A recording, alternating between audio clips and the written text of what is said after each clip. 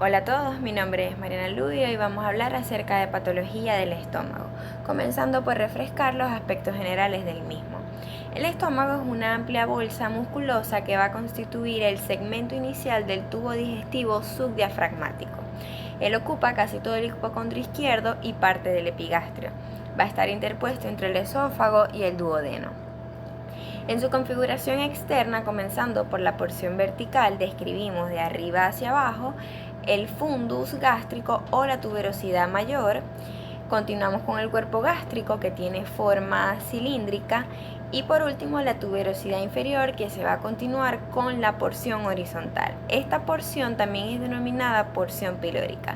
Aquí en la foto podemos observar las rugosidades gástricas, que van a ser pliegues longitudinales de la mucosa. Estos ayudan a expandir el estómago, van a distenderse cuando el estómago se está llenando con los alimentos y los jugos gástricos. Luego tenemos la curvatura mayor hacia la derecha, que se extiende desde el borde superior del cardia hasta el borde inferior del píloro, y la curvatura menor igual, solo que esta es más gruesa que la curvatura mayor. Tenemos en la parte superior el orificio del cardia, que no tiene ningún relieve muscular, mientras que el orificio pilórico que observamos en la parte inferior tiene el relieve muscular conocido como el esfínter pilórico y su cara anterior y posterior. Repasando un poco de la histología del estómago, recordemos, todo el tubo digestivo posee 4 capas y el estómago igual, cada uno con sus diferentes especializaciones. Estas capas van a ser la capa mucosa, la submucosa, la muscular y la serosa. Aquí podemos observar la capa mucosa, que va a estar compuesta por el epitelio, la lámina propia, que la lámina propia es tejido conectivo laxo, va a estar muy vascularizado, contiene las glándulas gástricas casi todo en todo su espesor, y también tiene ganglios linfáticos. Luego vemos la muscularis mucosae, que es la capa muscular propia de la capa mucosa. Podemos observar la capa submucosa, que es un tejido conectivo denso e irregular. Continuamos entonces con la capa muscular. Aquí solo observamos 2 capas, ella tiene 3. Aquí vemos la circular, la longitudinal externa, y en la esquina inferior derecha observamos un pequeño pedacito de lo que sería la serosa. Aquí vemos en esta microfotografía con mayor aumento lo que son las fobiolas gástricas. ¿Qué es esto? El epitelio que recubre la mucosa del estómago se invagina en la mucosa y hasta la submucosa, formando las fobiolas gástricas o fositas gástricas. Estas van a ser más superficiales en el área del cardia y más profundas en el área del píloro. Estas fositas gástricas aumentan el área de superficie del estómago y ellas van a hacer pequeñas depresiones donde van a desembocar las glándulas gástricas, que vamos a hablar más adelante de ellas. Aquí podemos verlas mejor, la lámina propia, las glándulas, vemos la fobiola y la muscularis mucosae. Las glándulas fúndicas están formadas por un epitelio cilíndrico simple y van a estar conformadas por 6 tipos especializados de células. De más superficial a lo más profundo vemos primero las células mucosas del cuello, que ellas van a producir moco y van a secretar bicarbonato en él. Luego tenemos las células mucosas del cuello de las glándulas, que se intercalan con las células madre o células regenerativas. Ellas se encargan de renovar todo el epitelio de estas glándulas. Continuamos con las células parietales u oxínticas, que se encargan de producir el ácido clorhídrico y el factor intrínseco. Ojo con el factor intrínseco, recordemos que esta es una glucoproteína que ella es secretada a la luz del estómago y es necesaria para que se produzca la absorción de la vitamina B12 en el hígado. Ya que el hígado guarda grandes cantidades de esta vitamina, para que se pueda producir una anemia, como vamos a ver más adelante, que está relacionada con otras patologías, es necesario que pase cierto tiempo, ciertos meses, en donde no se haya sintetizado este factor para que se produzca la anemia perniciosa. Vemos aquí las células también principales que secretan el pexinógeno y las células neuroendocrinas que secretan hormonas y otros neurotransmisores. Comenzamos entonces con la gastritis. Tenemos que tener ciertas definiciones claras para que no haya confusiones de los términos ni un uso inadecuado de los mismos. La gastropatía es una enfermedad del estómago con modificaciones en la mucosa que tiene escasa o nula inflamación asociada. La gastropatía se puede utilizar su término sin evidencia histológica y con hallazgos endoscópicos. La gastritis es la inflamación del estómago per se. Tenemos otros conceptos de la gastritis que también vamos a repasar. Tenemos el concepto histológico, que es el infiltrado de células inflamatorias en la mucosa gástrica. El concepto radiológico, que es el engrosamiento de los pliegues de la mucosa en el estudio radiológico con varios, que vamos a observar ahora. Y el concepto endoscópico, que es el aspecto enrojecido de la mucosa. Aquí observamos en una endoscopia una mucosa bastante edematosa, enrojecida, que corresponde con una gastritis aguda. Y aquí vemos en un rayos X con varios los pliegues gástricos normales en la fotografía de la izquierda, y en la fotografía de la derecha vemos cómo estos pliegues gástricos están engrosados, en este caso debido a una gastritis crónica. La barrera epitelial del estómago va a estar compuesta por componentes preepiteliales, epiteliales y subepiteliales. En los componentes preepiteliales tenemos la barrera de moco, el bicarbonato y los fosfolípidos, estos últimos aumentando la hidrofobicidad de la membrana celular para aumentar la viscosidad del moco. En los componentes epiteliales tenemos el gradiente eléctrico, que le confiere resistencia celular, previniendo la acidificación de la mucosa.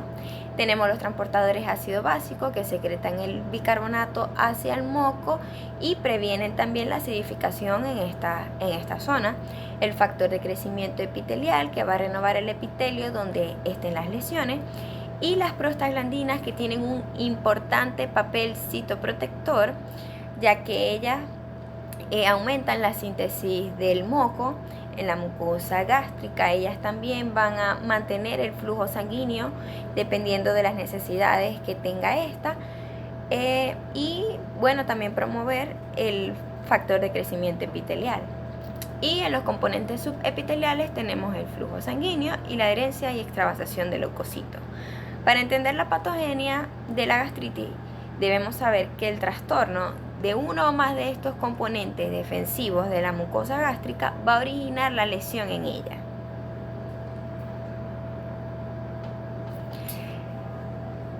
La gastritis, existen diversas clasificaciones de la gastritis, ya sea por los hallazgos endoscópicos, hallazgos clínicos, histológicos, etiológicos, patológicos. Sin embargo, no existe una clasificación completamente aceptada de la gastritis. Podemos decir entonces que la gastritis, según su tiempo, la clasificamos en aguda o crónica. Si es aguda es una inflamación de corto tiempo y si es crónica es una inflamación de largo tiempo. Entre las clasificaciones actuales más utilizadas tenemos la clasificación anatomopatológica basada en su presentación, su prevalencia y etiología, la clasificación actualizada de Sibney, que está basada en los hallazgos endoscópicos, histológicos, etiológicos, topográficos y según el grado de daño. Y tenemos la clasificación basada en criterios etiológicos, endoscópicos y patológicos. El uso universal de la endoscopía y de la biopsia ha aumentado la prevalencia de la gastritis, reconociéndose que las causas más frecuentes de las gastritis van a estar asociadas con infección por Helicobacter pylori, las gastropatías asociadas a estrés y el consumo crónico de AINES. En esta clasificación anatomopatológica, que va a estar basada en su presentación, tenemos del lado izquierdo las gastritis y gastropatías agudas.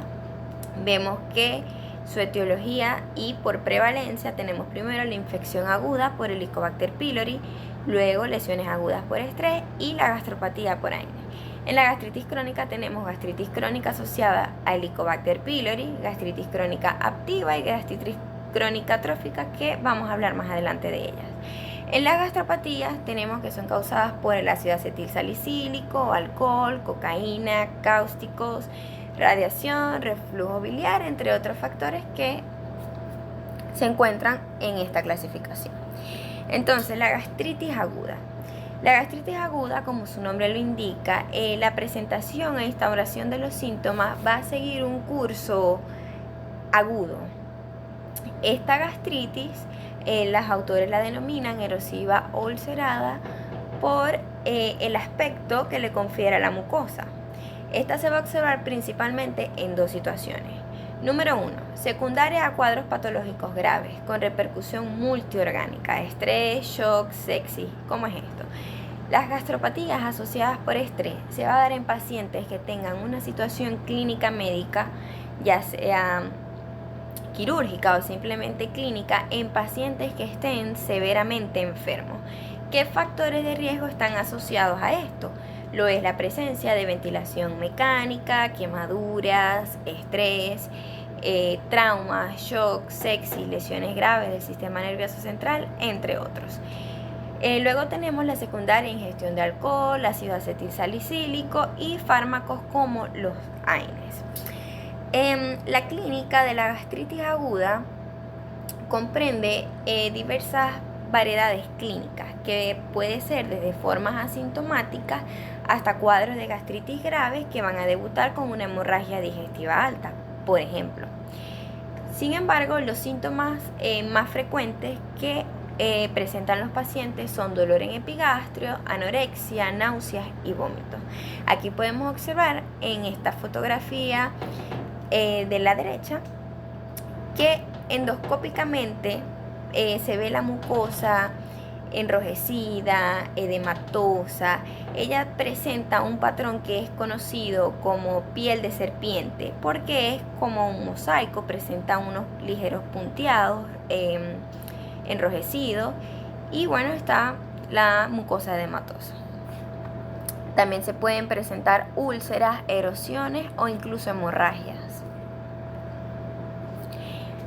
La gastritis crónica es una inflamación que afecta solo a la mucosa. Ella no tiene sintomatología definida y puede ser asintomática. Debemos recordar que es una entidad de diagnóstico histopatológico. Etiológicamente, la causa más frecuente es infección por Helicobacter pylori. Y de segundo lugar tenemos la gastritis autoinmunitaria en un 10% de los casos. Otras causas son la radiación, el reflujo biliar o la lesión mecánica por sonda nasogástrica, por ejemplo. El Helicobacter pylori induce principalmente una gastritis de tipo antral, es donde ella más frecuentemente se localiza. Va a estar caracterizada por un aumento en la producción de ácido con pérdida de los mecanismos de defensa de la mucosa. El Helicobacter pylori tiene factores de virulencia que le permiten promover la colonización e inducir daño tisular a la mucosa. Aquí observamos una gastritis crónica antral con un aspecto eritematoso, irregular. Hay muchos autores que dicen que estas características macroscópicas no son características de la gastritis crónica. Sin embargo, hay otros autores que dicen que sí. Podemos observar también la tinción de Gienza, que es para dar el diagnóstico de Helicobacter pylori. Se observan como pequeñas barritas azules este patógeno. Para el diagnóstico de gastritis crónica no existe una buena correlación de las manifestaciones clínicas, de los hallazgos endoscópicos, de los hallazgos histológicos, porque es posible encontrar en ocasiones severas gastritis en personas que están asintomáticas o mucosas gástricas normales en personas que tienen síntomas atribuibles a la gastritis. Clínicamente ya se puede presentar de forma asintomática o con un conjunto de síntomas digestivos altos, como por ejemplo el malestar, el dolor epigástrico moderado, una plenitud postprandial 1 a 3 horas después, saciedad precoz, náuseas, vómito. Bueno, para el diagnóstico de esto, como no tiene una clínica específica, es necesario realizar diagnóstico diferencial con otras patologías, como por ejemplo la úlcera péptica, la hernia de hiato y la litiasis biliar. Es muy importante que recordemos que para el diagnóstico de la gastritis crónica y por Helicobacter pylori es necesario el estudio histopatológico de la biopsia gástrica, porque es el estudio histopatológico el que va a determinar la presencia o ausencia del Helicobacter pylori o si existe otro tipo de gastritis asociado. Este método es un método invasivo que, si bien es costoso y un poco lento, es el específico para esta patología. Tenemos también la prueba de urea en aliento, que es un método no invasivo. También es muy bueno para el control y la erradicación, y la serología para Helicobacter pylori, que también es un método no invasivo. Entre las complicaciones que tenemos de la gastritis crónica se encuentra la úlcera péptica gástrica y o duodenal, la metaplasia intestinal, la displasia y el CA gástrico. Tenemos que acotar que el Helicobacter pylori no siempre las personas van a desarrollar complicaciones clínicas significativas. Necesitan haber factores de riesgo adicionales para que la persona pueda desarrollar estas otras complicaciones, como la úlcera péptica, la metaplasia y como tal el CA gástrico. ¿Cuál es la morfología de la gastritis? En la gastritis aguda, macroscópicamente se observa edema e hiperemias moderadas con hemorragia, erosiones o úlceras. Microscópicamente, la presencia de abundantes polimorfonucleares de tipo neutrófilo. En la gastritis crónica, macroscópicamente, muchos autores dicen que no tiene alteraciones macroscópicas características. Otros autores dicen que se parecen a la aguda, presentando también edema, hiperemia, hiperplasia de la mucosa, el punteado, entre otros. Muchos autores resaltan que es una entidad de diagnóstico histopatológico para no abusar del diagnóstico de gastritis. Microscópicamente se caracteriza por la presencia de células mononucleares. Aquí podemos observar mejor una gastritis erosiva. Muchos autores también la denominan como gastritis hemorrágica. Macroscópicamente se pueden observar erosiones, hemorragias, placas, enrojecimiento de la mucosa, edema. Microscópicamente se observa el infiltrado característico de polimorfos nucleares de tipo neutrófilo. También se observa hiperplasia de las criptas. En la gastritis crónica vemos aquí la gastritis superficial. La gastritis no erosiva también es denominada como gastritis crónica, o algunos autores también la definen como gastritis donde hay infección por Helicobacter pylori. Entonces, los patrones que vemos aquí es la gastritis superficial, donde se presenta un infiltrado inflamatorio que va a estar limitado a las criptas. Es decir, este infiltrado puede llegar incluso al cuello de las glándulas, va a estar limitado a las foveolas gástricas, pero no va a haber compromiso de las glándulas, por lo cual se denomina gastritis superficial. Por el contrario, si este infiltrado compromete lo que es toda la mucosa, llegando más allá del cuello de las glándulas, se denomina como gastritis crónica profunda. Luego tenemos la gastritis atrófica. La gastritis atrófica es la pérdida del tejido glandular especializado de la mucosa gástrica. En el curso y evolución de esta gastritis va a presentar alteraciones degenerativas de estas glándulas. Va a haber una disminución de la cantidad de las glándulas. De esta manera puede aparecer un patrón denominado metaplasia intestinal. La metaplasia intestinal es la sustitución de las glándulas gástricas con células columnares absortivas y células caliciformes que son muy parecidas a el epitelio o las células del intestino delgado. Entonces aquí podemos observar que la mucosa está adelgazada, que hay disminución de las glándulas. Y la gastritis atrófica es una complicación de la gastritis crónica. Este aumenta el riesgo del adenocarcinoma gástrico. Aquí podemos observarla mejor en la microfotografía. Las células caliciformes o la metaplasia intestinal.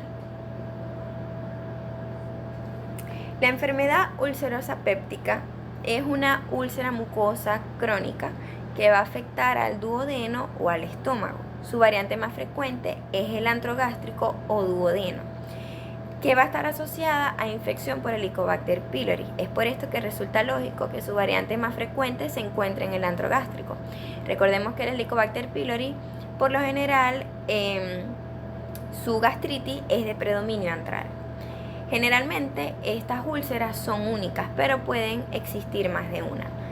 Macroscópicamente se observa un defecto en sacabocados bien delimitado, con bordes mucosos elevados y una base ulcerosa limpia y lisa. También se puede observar el tejido adyacente de forma eritematosa. Microscópicamente se observan restos fibrinoides con una inflamación subyacente que va a conformar el tejido de granulación.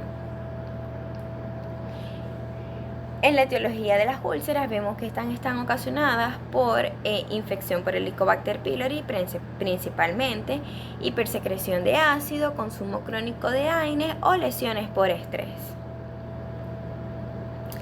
La evolución y complicación de la enfermedad ulcerosa péptica. En la evolución, la forma más frecuente es la cicatrización.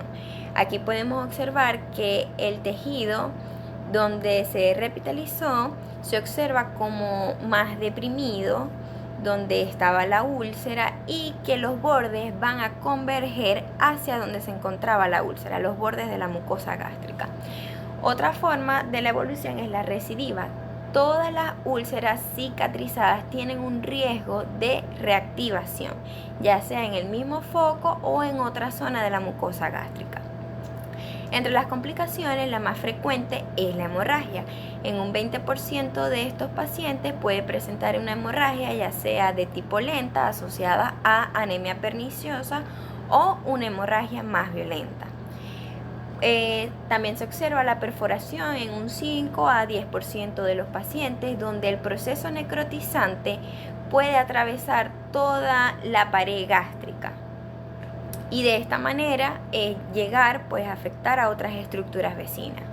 Luego tenemos la obstrucción, dependiendo de dónde ocurrió la úlcera, hay retracción de la pared gástrica y por lo general es más frecuente en el antro pilórico. Y algunos pacientes se ha observado que ha habido mayor desarrollo de carcinoma gástrico en los bordes de las úlceras. Los pólipos gástricos son lesiones de la mucosa que protruyen hacia la luz gástrica.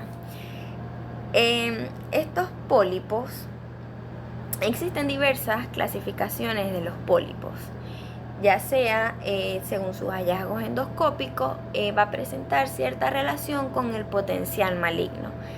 Sin embargo, va a ser la caracterización histopatológica de nuevo la que nos va a dar el verdadero potencial o grado de malignización de estas lesiones. Entonces, según su comportamiento, podemos clasificarlas como benignas o malignas. En las benignas tenemos los pólipos no neoplásicos, como lo son los pólipos hiperplásicos, pólipos de glándula fúndica, fibroide inflamatoria, martomatosos y otros. En las lesiones malignas tenemos los pólipos neoplásicos, los adenomatosos, tenemos la displasia de bajo grado y displasia de alto grado. El término pólipo deriva del griego poli, muchos, y pous, de pies. Este se aplica para cualquier tumor o tumefacción que surja de la mucosa gastrointestinal, sea este pedunculado o sésil. El término poliposis se aplica cuando existen más de 10 pólipos. La relación entre los pólipos y el carcinoma gástrico va a depender del tipo histológico del pólipo. Se dice que mayor sea el diámetro del pólipo, mayor puede ser la posibilidad de malignización. ¿Cómo se pueden clasificar los pólipos? Puede ser según su aspecto macroscópico, si son sésiles o pediculados, es decir, sésiles cuando no presentan ningún tallo o cuello que lo una a una superficie, y pediculados cuando presentan un tallo. Según su número, si son únicos o múltiples, y según su comportamiento, si es neoplásico o no. Aquí vemos, vamos a hablar acerca de los pólipos hiperplásicos. Este es el pólipo más frecuente. Su etiología es desconocida, sin embargo se ha relacionado con inflamación y atrofia de la mucosa. Algunos autores creen que son resultado de una regeneración excesiva del epitelio después del daño de la mucosa. El 25% de estos pólipos se acompañan por infección de Helicobacter pylori. Pueden ser sésiles o pediculados y como poseen un componente inflamatorio, muchos autores lo denominan pólipos hiperplásicos inflamatorios. Clínicamente, por lo general, estos pólipos suelen ser asintomáticos en los pacientes. Sin embargo, también pueden presentar hemorragia, anemia u obstrucción y se ha visto mayormente en pólipos que sean mayores de 2 centímetros de diámetro o pólipos múltiples. También se ha visto que ha habido reversión de estos pólipos hiperplásicos en un 70% de los pacientes, erradicando la infección por Helicobacter pylori. Su incidencia de transformación maligna es del 1.5 al 3%, más frecuentemente en pólipos mayores a 1 centímetro de diámetro. Aquí podemos observar en una endoscopia un pólipo hiperplásico. Endoscópicamente estos pólipos suelen ser eritematosos a comparación con la mucosa adyacente. Se pueden observar erosiones, úlceras o placas en el pólipo. Vemos que este pólipo es mayor de 1 centímetro, es pediculado porque tiene un tallo y se encuentra en el antro pilórico. Este pólipo puede ocasionar una obstrucción. Los pólipos de glándulas fúngicas son los segundos más frecuentes, comprenden alrededor del 47% de todos los pólipos gástricos. Su origen también es desconocido, sin embargo, ha sido asociado a un tratamiento continuo con inhibidores de bomba de protones. Histológicamente se observan como glándulas dilatadas revestidas por epitelio fúngico, es decir, con células parietales, células principales alternadas con glándulas normales gástricas. Estos pólipos suelen ser sésiles, habitualmente son menores de 0.5 centímetros. Su mucosa es transparente con patrón en vidrio de lustrado y del mismo color que la mucosa normal adyacente. Esta mucosa adyacente suele ser normal y sin inflamación porque no está asociada con infección por Helicobacter pylori. Por lo general, este tipo de pólipos no causan signos ni síntomas. Su hallazgo suele ser accidental en las endoscopias gástricas. Los pólipos adenomatosos. Estas son las neoplasias epiteliales más comunes. La mayoría de estos pólipos suelen ser asintomáticos y van a estar asociados con la poliposis adenomatosa familiar o gastritis crónica con atrofia y metaplasia. Es más frecuente en hombres mayores de 50 años. Estos pólipos suelen ser solitarios, menores de 2 centímetros. Se ha estudiado que las lesiones de mayor tamaño, de mayor a 2 centímetros de diámetro, con un aspecto rojizo, que presenten depresión central, ulceradas y con un patrón velloso, tienen un aumento del riesgo de transformación neoplásica. Los síntomas van a estar condicionados por su tamaño y localización. Estos casi siempre se manifiestan por dolor y o hemorragia. El cáncer gástrico es cualquier cáncer maligno que se encuentre en el estómago. El más frecuente del cáncer gástrico es el adenocarcinoma gástrico, que se presenta en un 95% de los pacientes. El otro 5% está relacionado con leiomiosarcomas, linfomas o tumores carcinoides. El adenocarcinoma gástrico es la cuarta neoplasia más frecuente en todo el mundo y la segunda causa de muerte por cáncer mundial. La secuencia de su carcinogénesis es la siguiente. Primero, la infección por Helicobacter pylori ocasionando una gastritis crónica. Esta evoluciona a una gastritis crónica atrófica, apareciendo la metaplasia intestinal que predispone la displasia, ya sea de bajo o alto grado, llevando a esto entonces al adenocarcinoma gástrico. Ella suele aparecer sobre todo en en el fondo gástrico, es decir, en el antro pylórico. Recordemos, esto tiene sentido por la infección del Helicobacter pylori, que produce una gastritis de predominio antral. Su distribución en el resto del cuerpo gástrico ocurre a lo largo de la curvatura mayor del estómago. ¿Cómo se clasifica el adenocarcinoma gástrico? Estos pueden ser cánceres de glándulas con formación ya sean de compuestos tubulares, acinares, papilares. Pueden ser mezclas complejas de células en combinación con estructuras glandulares, por lo cual se han propuesto varios sistemas de clasificación. Sin embargo, los más utilizados son los de la OMS y Lauren. Microscópicamente se utiliza la clasificación de Lauren, que es la que vamos a ver, y vemos que en la fotografía A se observa un patrón infiltrante difuso donde se observan células en anillos de sello. Estas células son vacuolas de mucina que van a arrastrar el núcleo hacia la periferia de las células. Ellas no forman ningún patrón glandular. Tienen una correlación macroscópica donde la pared gástrica se vuelve rígida y de coloración oscura, denominada linitis plástica, que significa literalmente en bota de cuero. En la fotografía B tenemos un patrón intestinal donde su característica es que forman estructuras glandulares. Ella se caracteriza por formar masas exofíticas muy voluminosas que están conformadas por estas estructuras glandulares. Aquí podemos observar la linitis plástica, literalmente en bota de cuero, donde la pared se ve bastante rígida. La clínica del adenocarcinoma gástrico se parecen a los de una gastritis crónica, por ejemplo, una disfagia, dispepsia y náuseas. Sin embargo, los estadios avanzados cursan con pérdida de peso, anorexia, alteración de los hábitos intestinales, anemia perniciosa y hemorragia. El pronóstico de esta enfermedad depende fundamentalmente de la profundidad de infiltración y la diseminación ganglionar o la metástasis a distancia. Muchísimas gracias.